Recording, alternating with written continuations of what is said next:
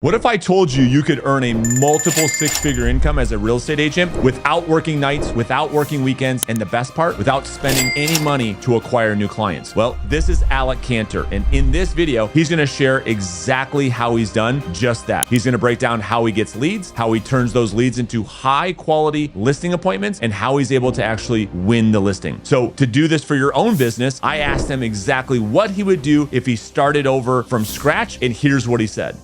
What do you feel like is the best lead generation model that is working the best for you to acquire new clients?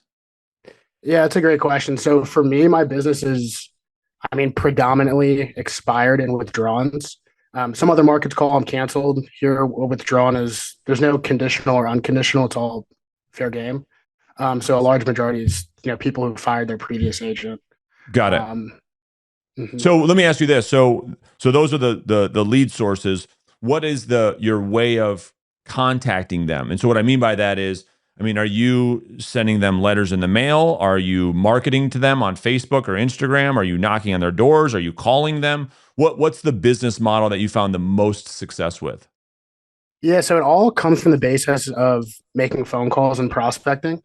Being the first voice in the morning and calling them multiple times from different phone numbers until they answer. If they don't answer, there's video text messages from there. A lot of what I closed last week was kind of from follow up. So people I had met with, for calls I made from October, met with a few months later, and then we finally closed last week.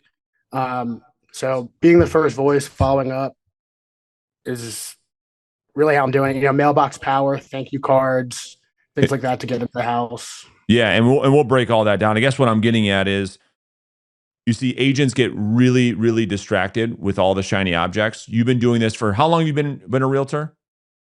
Close to a decade. Okay, so almost 10 years. So my question for you is, in those 10 years, you have probably heard of it all. You've heard of all the different marketing things and lead generation tactics and advertising platforms. Yet here you are a decade later, still just picking up the phone and calling people. My question is, how and why are you still doing that? Was it that you've just tried a lot of things and this is still working the best for you? Or is it something else?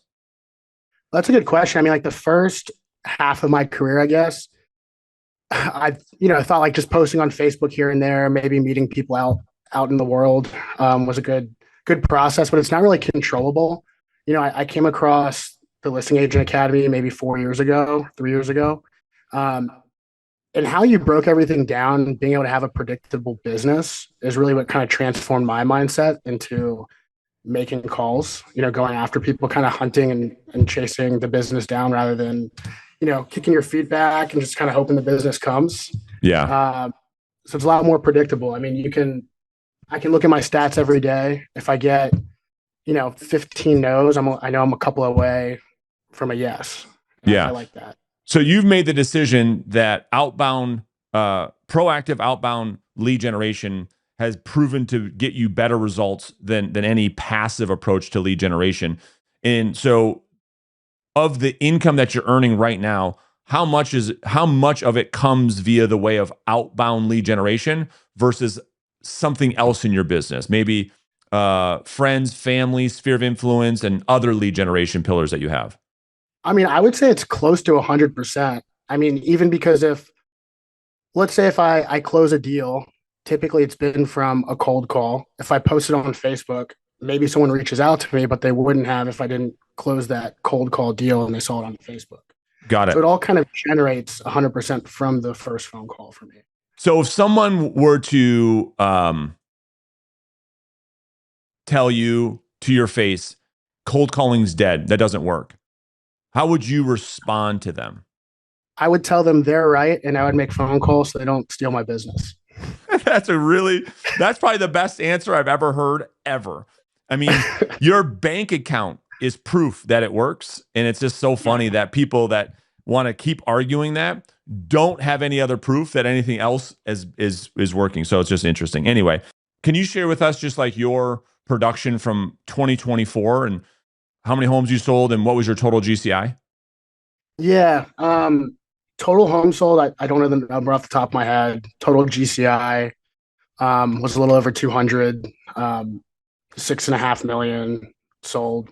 It's awesome. Um, yeah, this year's on pace to do better, hopefully. So a lot of things from last year are coming to fruition this year. What's the goal for this year? Um, 15 million is the goal. It's So awesome. kind of a big jump.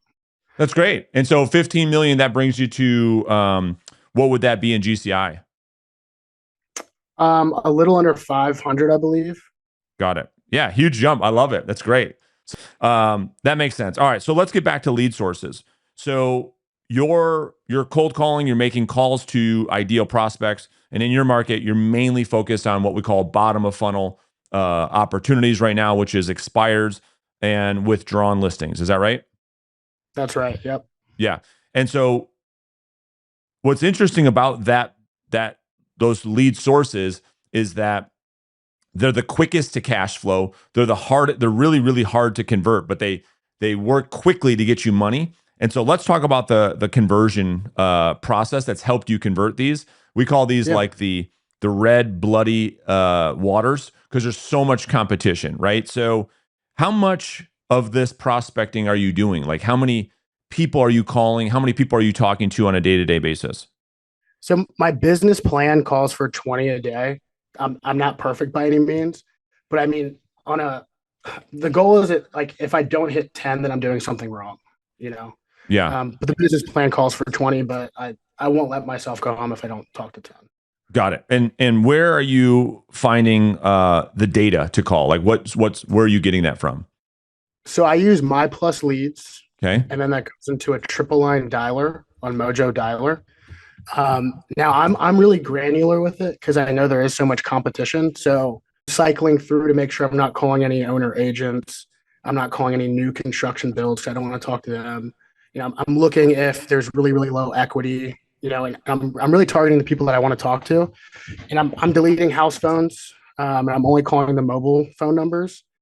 The reason I do that, I know if somebody's calling at the exact same time as me and they're calling through 5 different phone numbers, if I'm only calling one, my percentage is much higher to reach that person. Super smart. So you're taking some time to get a more even so you're going after the low hanging fruit, the bottom of funnel opportunities, but even from there, you're even targeting that list even more, making it so that you can have the highest likelihood to actually talk to them.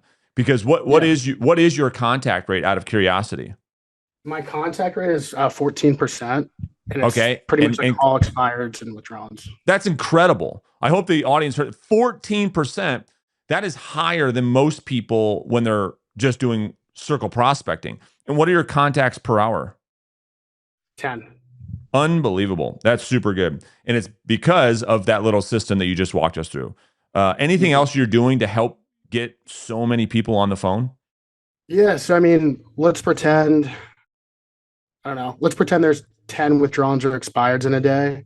I mean, I'm usually able to talk to like 6 or 7 of them by 9 a.m., like a really, really high percentage. And I think it's because we know that on average, it takes like 8 phone calls to talk to somebody. So I'm just trying to do that all by 9 a.m. if they don't answer. So, typically what I'll do is I have 22 different phone numbers, but I have 10. They're not whitelisted. They don't have my name on them or anything like that. I use something called number verifier to make sure none of them are marked as spam before I make phone calls. I call through the list on a triple line dialer with the first phone number, talk to who I need to talk to. If the people that don't answer, I switch to the second phone number, do the same thing, switch to this third phone number, do the same thing. If they don't answer by that point, I'm sending a video text message, and then I do the same thing 2 more times. So I'm getting a lot of volume in the first hour, basically. So that's what I want the live audience listening to this right now. Hopefully you guys heard what he just said, because all of those are attempts from the prospect's point of view, one. Because the objection that I often get is like, man, you want me to call these people, Brandon, like over and over again in the first hour? Well, if you want to talk to them, yeah. Well, aren't they going to get mad? Well, listen, the way that we're talking about doing it is exactly, Alec, what you just said, where it's appearing to be the first attempt. Instead of just having one number and you're just calling them over and over and over and over and over and over again from the same exact phone number, like, yeah, that's kind of obnoxious.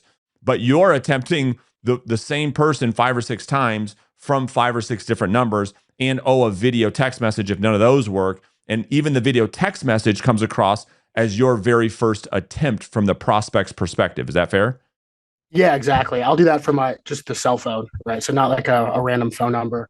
Yeah. And Brandon, one of my favorite things in the world, by the way, is if I'm on my fourth attempt and someone answers, even if they're slightly irritated, they're like, "Man, I've gotten like 3 phone calls already." I'm counting in my head. I'm like, "All right, well, those were my three. I better make calls tomorrow because I know no one else is calling." You know? Yeah, it's a great point. What do you do on the video text? What do you typically do if someone you can't get a hold of, a fresh expired that you know you can help, and they haven't picked up the phone? What type of video text are you sending? Yeah, so it's super simple. It's not Hollywood by any means. It's just like a selfie. I kind of do some intentional struggling on it a little bit to make it seem more authentic. But essentially, something like, "Hey, my name is Alec. I just want to send you a video so you know I'm not a robot. I'm sure you're getting a lot of robocalls. I saw your home come off the market. Wasn't sure um, if you sold it privately or if it was still available. Let me know either way." And sometimes they won't, a lot of times they won't respond then, but sometimes they might like 2 weeks later even Mm, because they at least have that, and they have a context they can watch the video. it's great. So you're just taking essentially the first line in the script, putting it in a simple text, Yeah. sending the text, and then letting the prospect decide if they want to engage in a conversation or not. Really simple. Hmm. Love it. I love it. Okay. So let's talk about this conversation, because it's one thing to, so far, is to say, okay, yes, I believe in outbound prospecting. Yes, I'm going to go after, fine, I'll go after these lead sources. Fine, I'll call them. But when you get somebody on the phone, that your skills will determine what happens next. So what can you share? Because you and I have been working together now for a couple of years. Your skills continue to level up. What can you share, maybe one or two techniques, scripts, dialogues, strategies, tactics that help you have good conversations with prospects so that one of two things happens? Either A, you get a really good lead, or even better, you set an actual listing appointment. What can you share with the audience right now that can help them to take action on a skill set? Yeah, I think really dialing in on your opener, having a role play partner. So, I have role play partners. I talk to Joe McAmey all the time, Spencer Barlow, Clay Warren. They're great guys too. But having a role play partner to kind of get your skills down in that opener, I think is super important because that's really what breaks the ice. I feel like people know if they want to hang up or not, in the first 3 seconds typically. So Totally. letting them know, yeah, letting them know like, "Hey, I know this out of the blue. Hey, I know you're going to hate me. I'm a realtor," before you hang up. And it just breaks the ice. It's something different, and different is better than better. So good. And so, because you've been able to master two things: breaking the pattern, which is what most agents are doing, and then also getting the prospect's permission, you're saying has been the thing that allows you to have better conversations that other agents that might be competing for that same opportunity aren't able to get. And so, what level of success or conversion are you having with your opener? In other words, if 10 people answer, 10 expires answer the phone, what percentage of them are you able to get past the first call at 5 or 10 seconds? Yeah. I mean, if they're really fresh, it feels like 100%, but probably like 90 or something. It's great. If they're a week to a month old, it's probably a little bit less. But it's different than what other people are saying. So they typically will at least give you a couple of seconds. Which is the main thing. That's exactly what I'm talking about, because I talk to a lot of agents all the time about this very thing, and their number one problem is they can't get past the first 5, 10 seconds. So you've been able to solve that at an 80 or 90% success rate. What's next? So once you get through that, what type of questions are you asking that help you figure out if this person has any motivation to sell?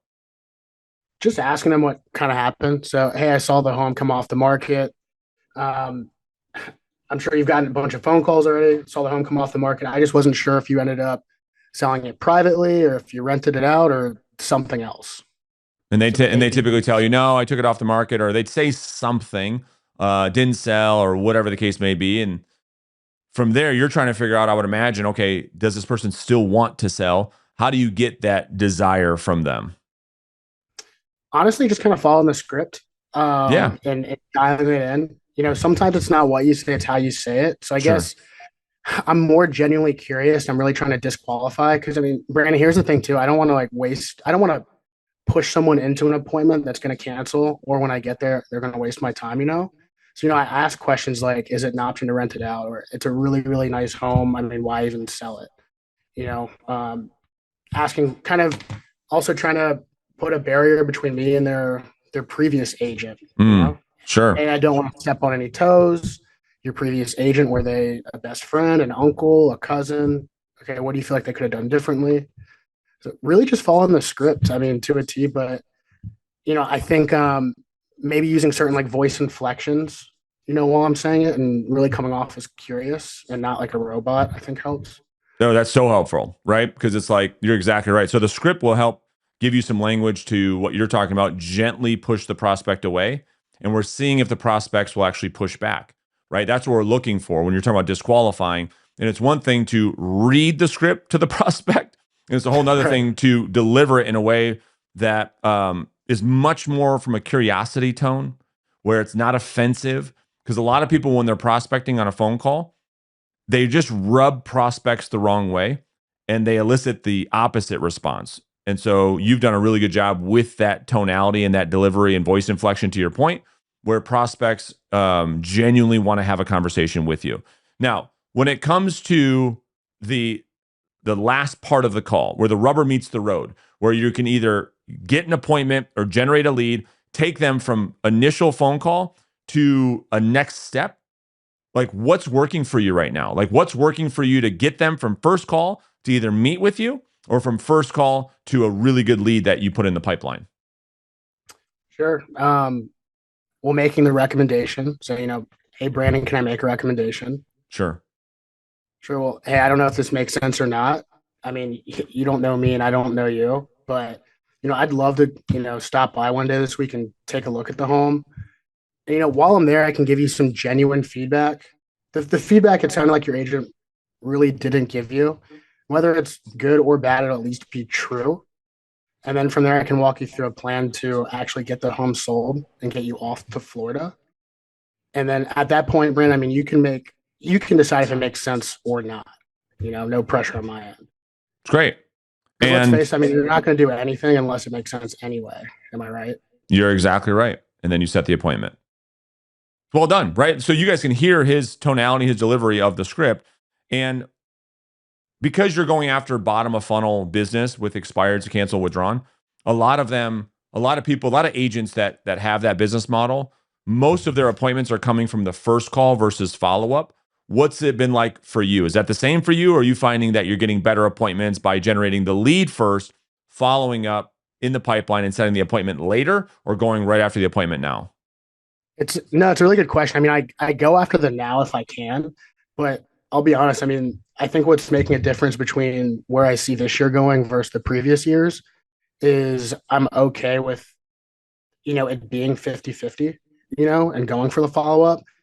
Typically, I find, if through the follow up, the listing appointment is so much easier a lot of the times because you're kind of the last man standing. That's right. Uh, I mean, my listing appointment percentage taken, I don't know. It used to be maybe like 60% or something, and it's at 83 right now. So it's gone up dramatically. I think a big part of that's just disqualifying and following up with the right people. It's great. So you're saying if you meet with ten of these people, on average, 8 of them are signing a contract with you. Mm-hmm. Yeah, that's what we're going to talk about in just a second. So hang on, audience, because that's like the really good stuff. So before that, on the follow up, what are you doing there? So through the call we Yeah. just ended, right? We're kind of walking through this in a sequential order. You have a prospect who says, you know what? Yeah, right now, Alec, we're not going to meet. And you end up generating a good quality lead. They go into your follow up or your database or your pipeline. What are you doing in follow up that allows you to set that appointment later?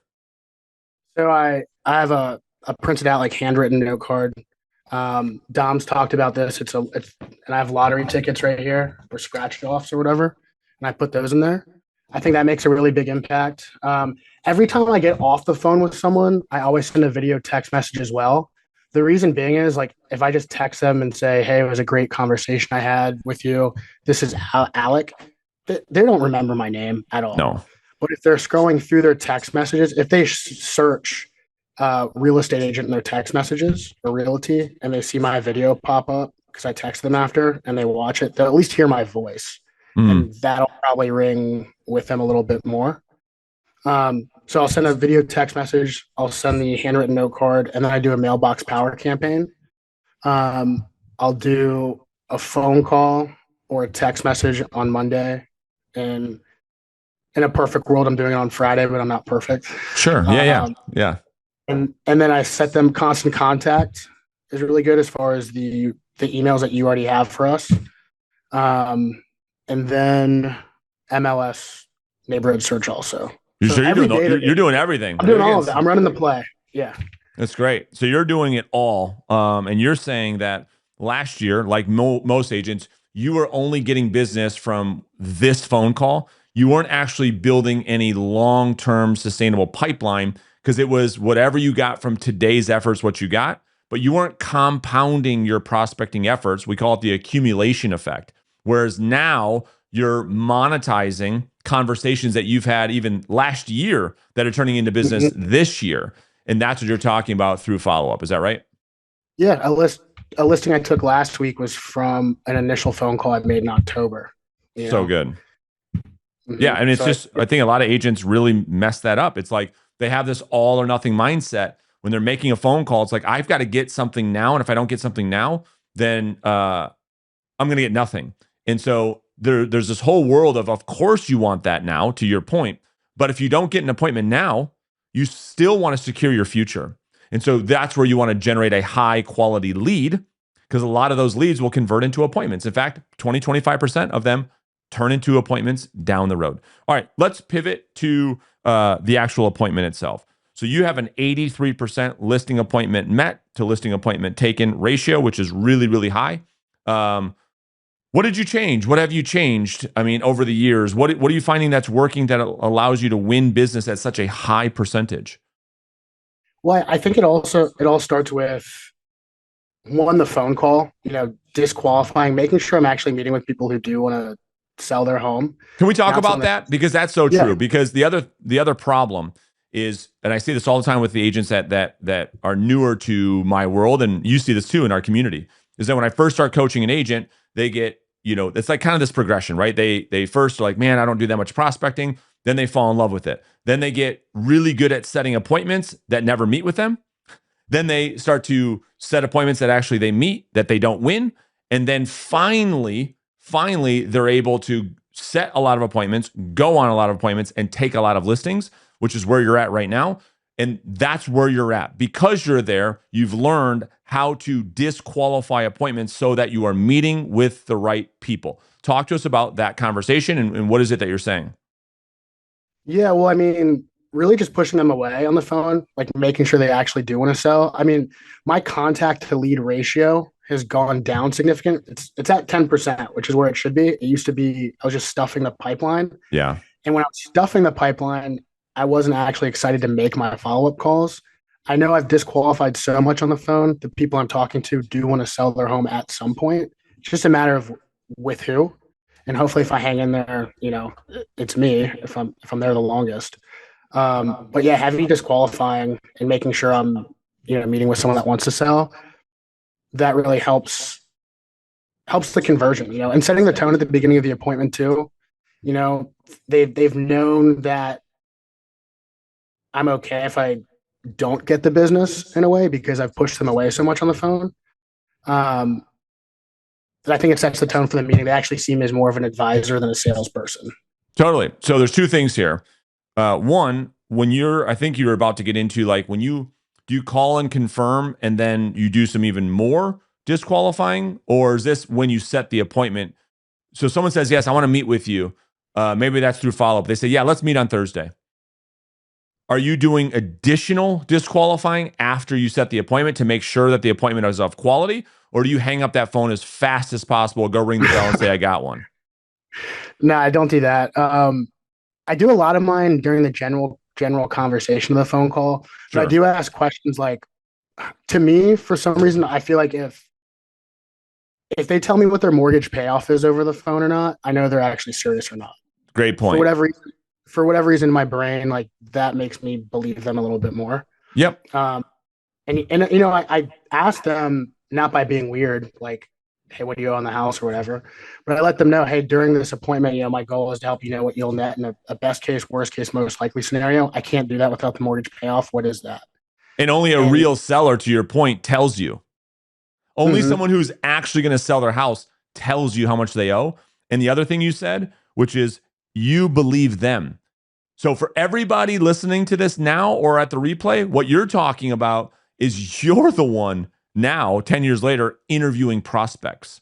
You're Yeah, interviewing prospects to determine who are you going to meet with, who are you going to present to. It's no longer the opposite where you're begging and pleading to go meet with people. You're the one interviewing the prospects, not the other way around. You agree?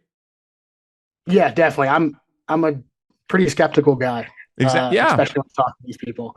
And that's the way we need to. But that took a long time for you to get to. That took a long time for you being burned, working with clients who are wasting your time. That took years of you going through that pain. That's what we're trying to teach agents to get there a lot faster. And that's what disqualifying does. So you do a good job over the. Yeah, go ahead. You want to add something? I was going to say to anyone listening who's newer, the fastest way to get to that point is just making more phone calls. Exactly. There's an unlimited amount of people out there, um, whether you believe it or not. There is, and just making more phone calls will help build that confidence and help you get your skills where you might want them to be. The bigger your pipeline, the more confidence you'll have. And the exact opposite is true. You have no pipeline, no prospects, no appointments. You're gonna be left picking up the crumbs, which means the worst clients with the most with the least amount of motivation that want the most for their unrealistic price for their home. So if you don't want those three things, the biggest pricks to deal with that have the lowest motivation, who want the most unrealistic price for their home. If you don't want that, the cure to that cause, the root cause, is having a fat, juicy pipeline. The only way to have that is by doing a lot of the thing that you're looking to avoid, prospecting. All right. So then you're at the appointment. You're talking about your ability to set the agenda and clearly communicate to the prospect. You don't need anything from them. You want their business. You'd love to work with them. You don't need it. And that lack of attachment to the outcome is the very thing that pulls the prospect closer, because the agent who is needy, who's desperate, who is like drooling at the mouth with commission breath, pushes the prospect literally away. It's like, oh, that's disgusting. I don't want to work with that person. And the fact that you show up unattached to whether or not they hire you is the very thing that makes you more attractive. Is that what you're saying? Yeah, It's like a and I'll say magnet. this too. I was going to say I'll say this too. I think not setting the tone at the beginning. If you're getting objections throughout your appointment, like commission or pricing or whatever the case may be, I'm of true belief that it's because the upfront agreement maybe wasn't done properly, and they don't maybe believe what you're saying or believe that you have the background to back it up. Totally true. Totally true. I love it. It's so true. Which is my next question, right? And then we'll open this up for Q&A. So you guys want to start raising your hands, you can. I mean, you've got a lot of experience. You've been doing this for a decade. There's a lot of people. You and I have been working together for a couple of years. You've seen people come and go in the community. What would you say? Like, if you could only tell somebody one thing that would help them get results the fastest, what would you tell somebody? Yeah, and I'm not just saying this to say this, but I mean it would be to listen to what you have to say, Brandon. Like follow in the community, hire a coach. You know, if you want to get healthy, you hire a nutritionist, right? If you want to get better at a sport, you hire a coach. I mean, yeah, it's transformed my life being in coaching with you, Brandon. So I really appreciate that. So just diving in, kind of head first in a way, not not worry about what could go wrong on the phone. You know, if not making a phone call is the same thing as getting a no. So you might as well just make the phone call, because you might get a yes. It's a So great that's way to put it. I've never heard anybody describe it that way. And thank you for the kind words. But yeah, I've never heard anybody say that. Not making the phone call is the same thing as getting a no. So it's like, yeah, it's so true. That's a really good point. Yeah. All right, so let's open this up. So we've got Alec for another 10 or 15 minutes. You've got the opportunity to ask a top listing agent anything that you want. You've got a front row seat to that. What do you want to ask him? Yeah, go ahead, Paul. We'll start with you.